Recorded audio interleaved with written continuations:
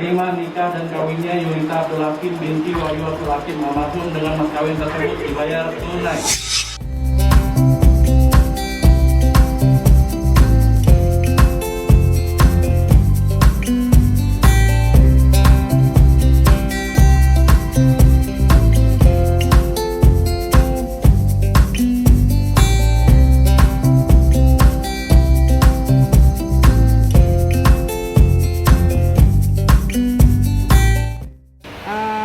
Coba kita mau ngapain sayang?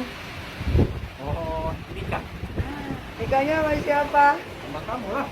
Wow, doain ya semuanya ya. Bismillah, semoga lancar. Kita masih nunggu apa? Nunggu Pak Penghulu ya? Yap.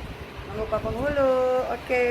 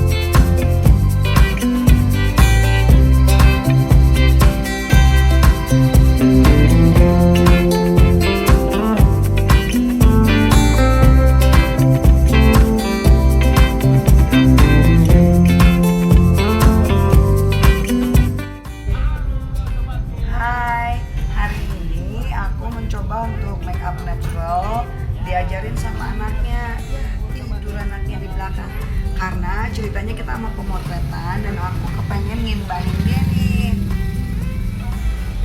biar nggak jomplang-jomplang banget karena perbedaan umur kita yang 20 tahun.